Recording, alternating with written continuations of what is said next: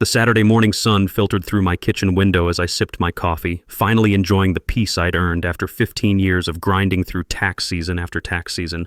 I'm Marcus Webb, and if there's one thing my job as a senior criminal investigation agent for the IRS has taught me, it's that people reveal their true character when they think nobody's watching, or worse, when they think they have power over someone else. I had moved into Riverside Estates just 3 months ago. It was a quiet, upscale neighborhood with manicured lawns, pristine sidewalks, and that particular kind of suburban silence that costs extra. After years of living in a cramped downtown apartment near the federal building, I wanted space. I wanted privacy. I wanted to grill on weekends without hearing my neighbor's television through paper-thin walls. This place seemed perfect.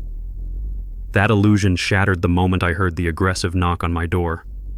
I opened it to find Donald Pritchard standing on my porch, clipboard in hand, his face already twisted into that particular expression of self-importance that I'd learned to recognize immediately. He was in his early 60s, with silver hair gelled back like a 1980s corporate villain, wearing khaki pants and a polo shirt with the Riverside Estates HOA logo embroidered on the chest. Behind him stood 2 other board members, Richard Chen and Patricia Voss, both looking uncomfortable but complicit. "Mr. Webb," Pritchard began without even a greeting, his voice dripping with practiced authority.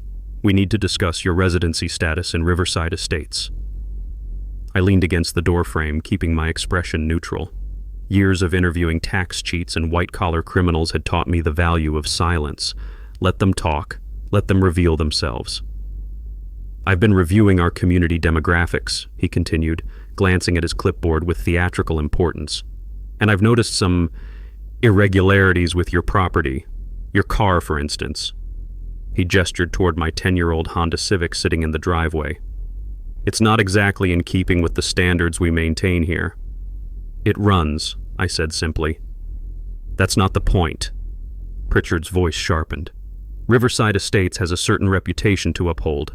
Our property values depend on maintaining a specific caliber of resident." He let that word hang in the air, laden with implication. Richard shifted uncomfortably behind him. Patricia studied her shoes. "I'm going to need you to provide proof of income," Pritchard declared, pulling out a form from his clipboard. "Financial statements, tax returns, pay stubs. We need to verify that you can actually afford to live here and that you're not subsidized in any way." The word subsidized came out like an accusation. I felt the familiar burn of anger in my chest, but I kept my face calm. I'd dealt with far more intimidating people than Donald Pritchard. "Is this a standard request for all residents?" I asked, my tone professional and measured. "It's a request for residents who raise concerns about property value maintenance," Pritchard replied smoothly. "Your lawn was half an inch too tall last week. Your car is an eyesore. And frankly, given the demographic shift we've been seeing in some neighborhoods, we need to be proactive about maintaining standards." There it was. The real reason wrapped in bureaucratic language. I was one of 3 black families in a neighborhood of 80 homes, and my presence made Donald Pritchard uncomfortable. "I see," I said quietly. "And this policy is in the HOA bylaws?" "I am the HOA president," Pritchard said, puffing up. "I have discretionary authority to request documentation when community standards are at risk. You have 72 hours to provide the required financial information, or we'll begin proceedings to assess penalty fees and potentially challenge your residency eligibility." He thrust the form toward me. I took it, glanced at it briefly, and then looked back at him with the same expression I used when someone tried to lie to me about their offshore accounts. "Mr. Pritchard," I said calmly, "I'll review this request, but I should inform you that demanding financial information without proper authority can constitute harassment, invasion of privacy, and potentially discrimination under fair housing laws." His face reddened. "Are you threatening me?" "No, sir. I'm educating you. There's a difference." 72 hours, Mr. Webb. We'll see how confident you are then." Pritchard turned sharply, motioning for Richard and Patricia to follow.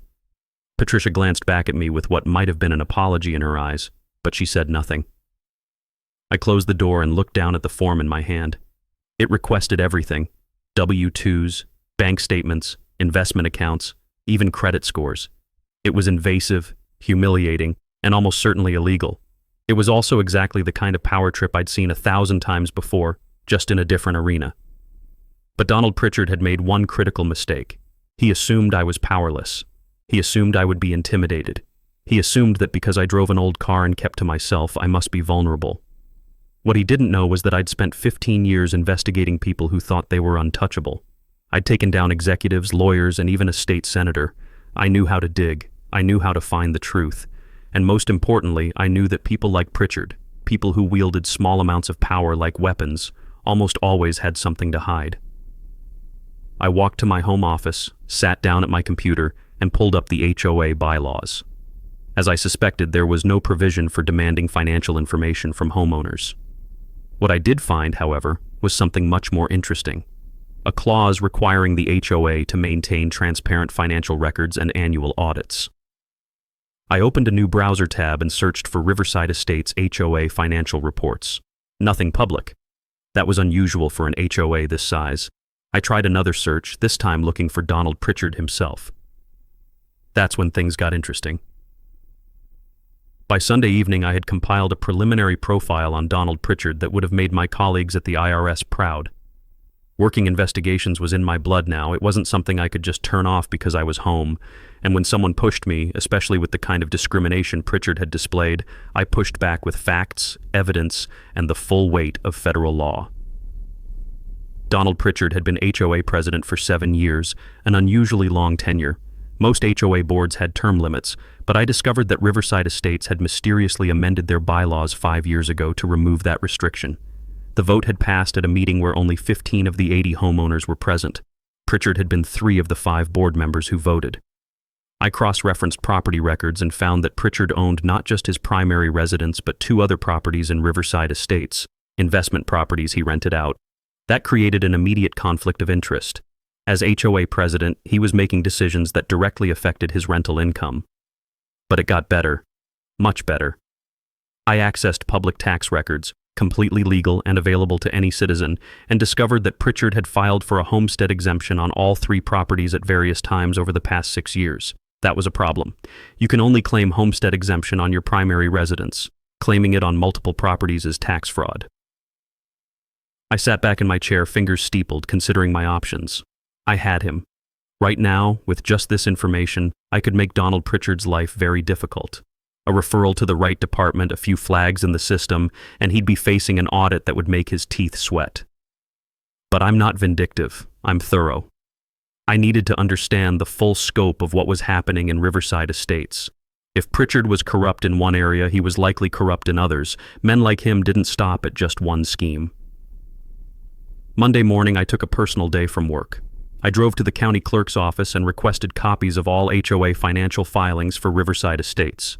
The clerk, a friendly woman named Teresa, pulled up the records with practiced efficiency. "Here you go, hon," she said, sliding a thin folder across the counter. "Though I gotta say, that's a pretty skimpy file for an HOA that size." "What do you mean?" I asked. "Well, they're supposed to file annual reports, maintenance budgets, special assessments, all that. This only has the bare minimum, formation documents and a couple amendments. No financial disclosures for the last 4 years." I felt that familiar tingle I got when an investigation was about to break wide open. "Is that legal?" Teresa shrugged.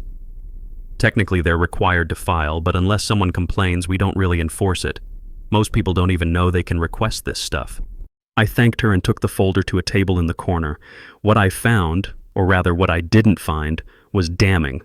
The last complete financial disclosure was from 6 years ago, shortly before Pritchard eliminated term limits. After that, nothing but vague summaries that disclosed no actual numbers. That meant residents were paying HOA fees. I paid $250 monthly, with no transparency about where that money went. For 80 homes, that was $2,000 per month, $24,000 per year. Even accounting for maintenance, utilities for common areas, and insurance, that was a lot of money to vanish into a black hole.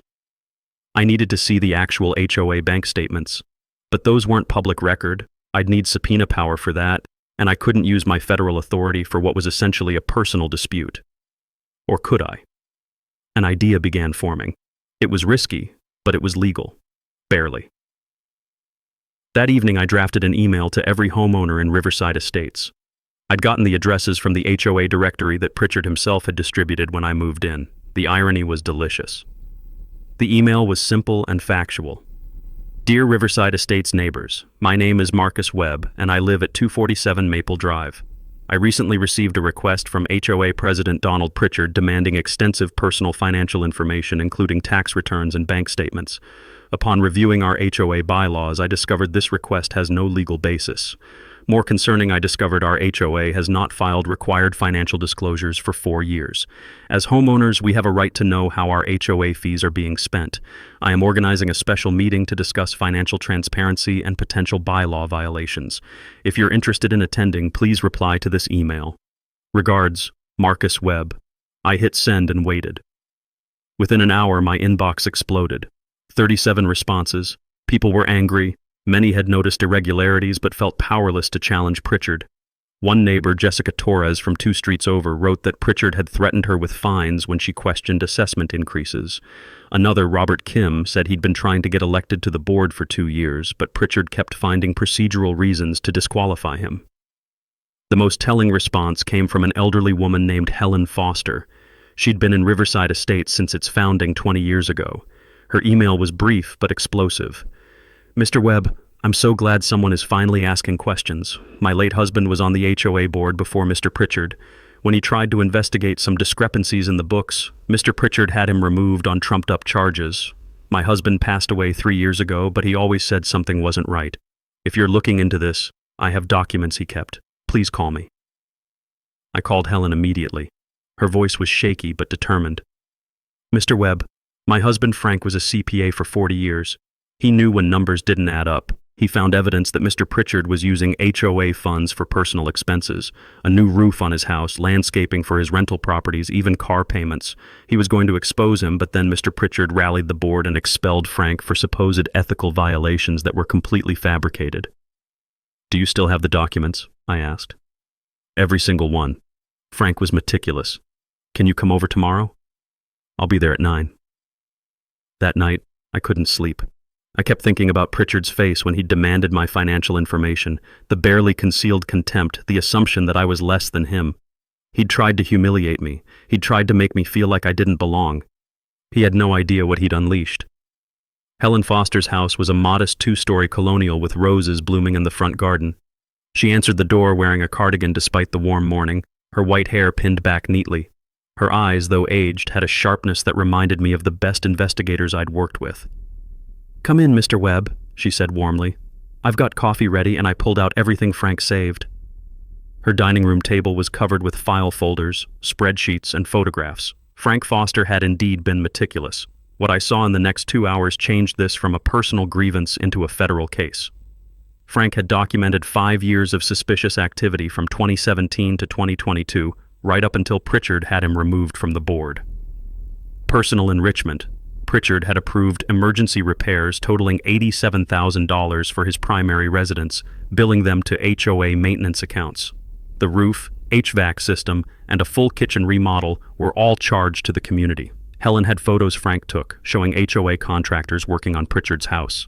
Rental property subsidies. All maintenance for Pritchard's 2 rental properties, landscaping, snow removal, exterior painting, was billed to HOA common area maintenance. He'd essentially eliminated his landlord overhead by having the community pay for it. Kickback scheme. Pritchard had steered over $4,000 in HOA contracts to his brother-in-law's construction company over 5 years. The company, Summit Property Services, was charging 30–40% above market rate for basic maintenance. Frank had compiled competing bids that proved the overcharging. Assessment manipulation. Pritchard had raised HOA fees by 4% annually, claiming rising costs, but the money wasn't going to maintenance. It was disappearing into a discretionary account that only Pritchard controlled. Frank estimated at least $18,000 was unaccounted for. Why didn't Frank go to the police? I asked, carefully photographing each document with my phone. Helen's eyes grew sad. He tried. He went to the county attorney's office. They said it was a civil matter that he'd need to sue the HOA, which meant suing himself, essentially. He couldn't afford a lawyer for something like that on our retirement income. He was working on convincing other homeowners to join him when Mr. Pritchard struck first. The board meeting where Frank was removed, it was vicious. They accused him of harassment, of making false allegations. People we'd known for years turned on him because they were afraid of Pritchard. I felt a cold anger settling in my chest. Frank Foster had tried to do the right thing, and it had broken him. How many other people had Pritchard crushed over the years? Helen, I said carefully, I work for the IRS.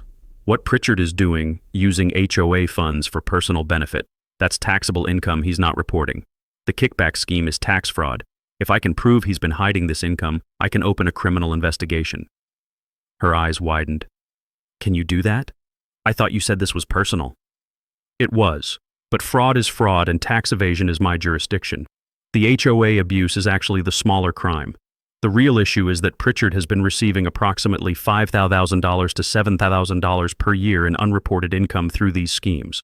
Over 6 years, that's serious federal tax evasion. I spent the rest of the day organizing Frank's evidence into a prosecutable case file. Every document was dated, cross-referenced, and verified against public records where possible. Frank had done 80% of the work already. I just needed to frame it in terms of tax law. But I needed more. I needed Pritchard's actual tax returns to prove he hadn't reported this income, and I needed the HOA bank statements to trace the money flow definitively. That's when I remembered the special meeting. It was scheduled for Wednesday night, tomorrow, at the community clubhouse. 43 homeowners had confirmed attendance. That was more than enough for quorum, and more than enough to vote Pritchard out if we had sufficient cause. But more importantly, as HOA president, Pritchard was required by law to provide financial records if requested by a certain percentage of homeowners. I did the math.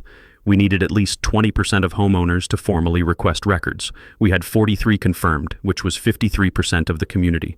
Pursuant to state HOA statute 5579.74, the undersigned homeowners formally request complete financial records for Riverside Estates HOA for fiscal years 2019-2024, including but not limited to bank statements, expenditure receipts, contracts, and audit reports. This request is made by more than the required 20% of homeowners and must be fulfilled within 10 business days per statute. I sent it to everyone who'd confirmed attendance, asking them to reply with their name and address to formally sign the request. Within 2 hours, I had 51 signatures. Pritchard was legally obligated to turn over the records. If he refused, he'd be in violation of state law. If he complied, he'd be handing me the evidence to destroy him. I sent the formal request to Pritchard's email at 4:47 p.m. on Tuesday afternoon, copying every homeowner in the community. I kept the message brief. Mr. Pritchard, attached, please find a formal request for financial records signed by 51 homeowners. Please provide the requested documents within the statutory time frame. Additionally, per your request, I'm attaching proof of my income and residency eligibility. Regards, Marcus Webb. The attachment was a single document, my IRS credentials showing my title as Senior Criminal Investigation Agent GS-13 and my current salary of $115,000 per year, nothing more. I imagined his face when he opened that attachment. The moment of confusion, then recognition, then fear. My phone rang 40 minutes later. Unknown number. I answered. This is Marcus Webb. Webb. Pritchard's voice was tight, controlled, but I could hear the panic underneath. We need to talk. In person. Tonight. I'm available, I said neutrally. My house. 8 o'clock. Come alone. He hung up before I could respond. I smiled.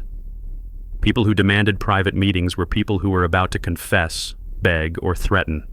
Often all three. I'd recorded hundreds of these conversations over my career. This one would be no different. I pulled out my phone and opened the voice recording app. In my state, one-party consent made this perfectly legal. Donald Pritchard wanted to talk? Fine, let's talk. Pritchard's house was the largest in Riverside Estates, a sprawling Tudor-style mansion with professional landscaping and a circular driveway. The same roof that HOA funds had paid for gleamed in the evening light. I parked my Honda Civic right in front, a deliberate contrast. He answered the door immediately as if he'd been watching for me.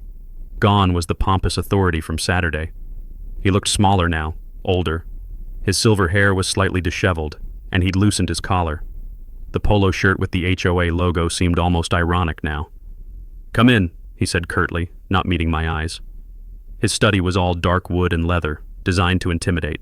Diplomas on the walls, expensive artwork, a massive desk that looked like it had been imported from a mob movie. He sat behind the desk and gestured for me to sit across from him. I remained standing. "Mr. Pritchard, you wanted to talk." He leaned back, trying to regain some composure. I think we've had a misunderstanding. The request for your financial information, that was standard protocol, nothing personal. There is no standard protocol for that request, I said flatly. It's not in the bylaws. You made it up. A muscle twitched in his jaw. Fine. Maybe I overstepped. But you've overstepped too.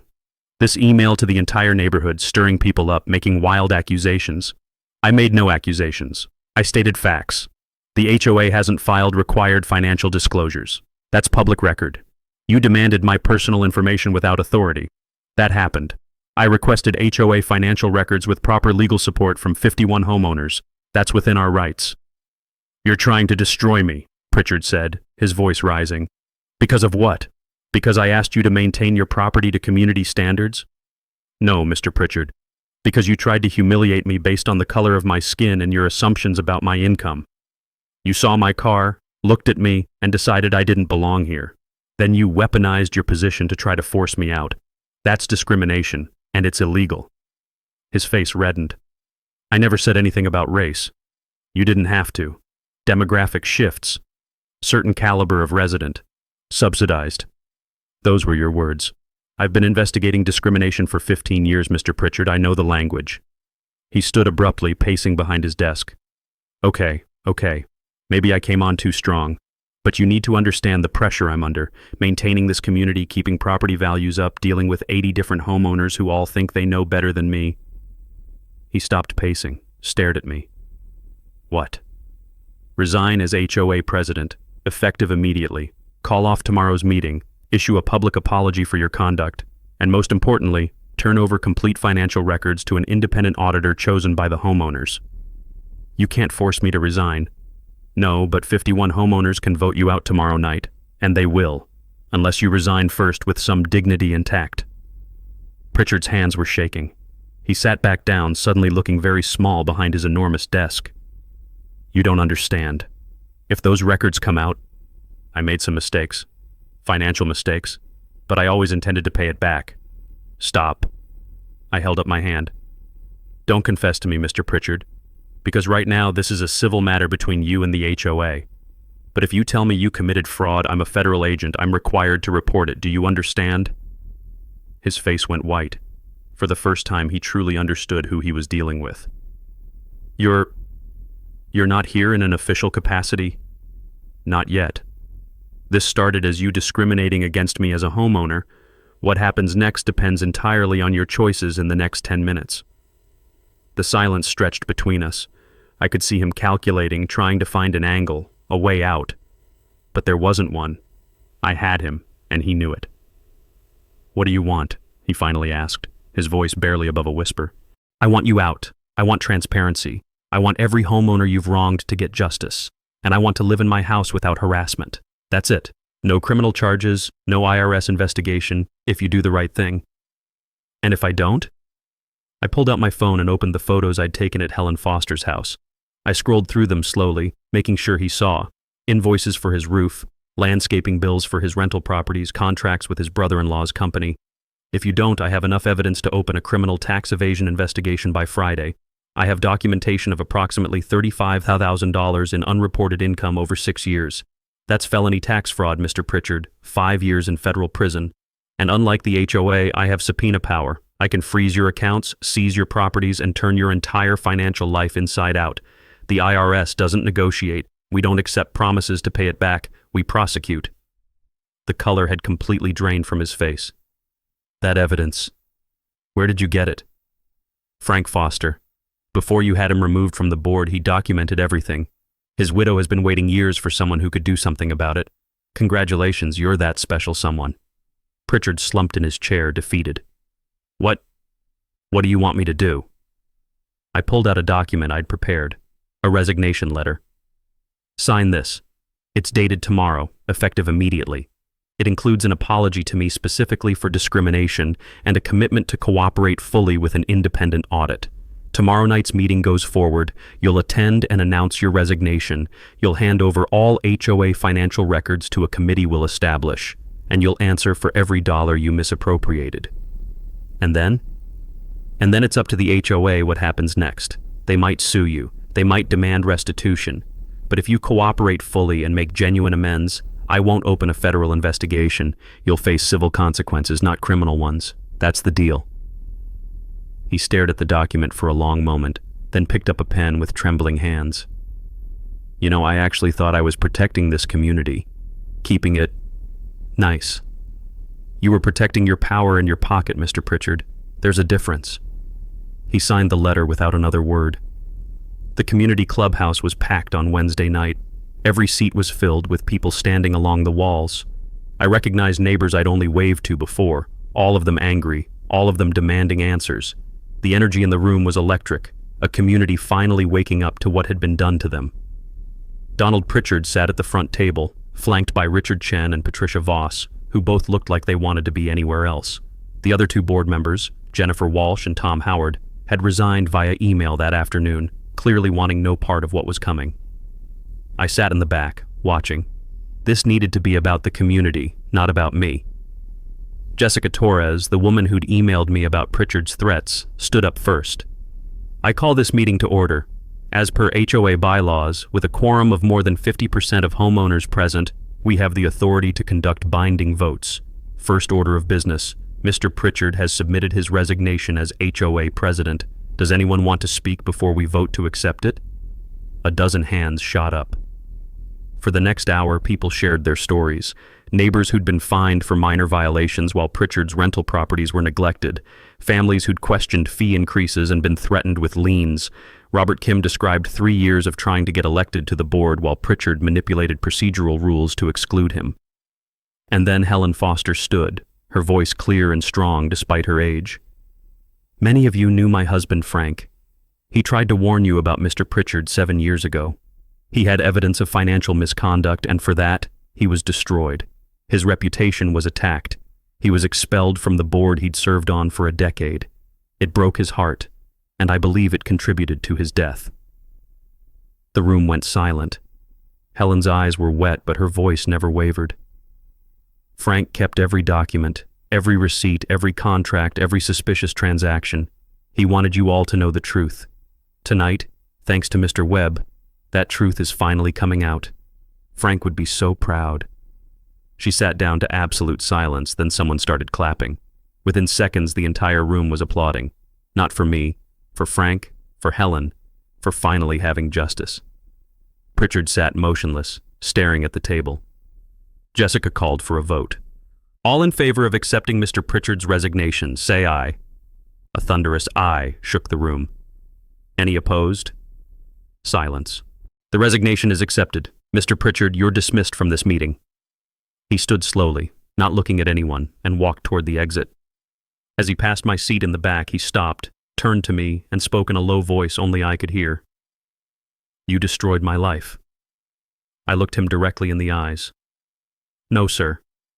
You destroyed your own life. I just stopped you from destroying anyone else's." He left without another word.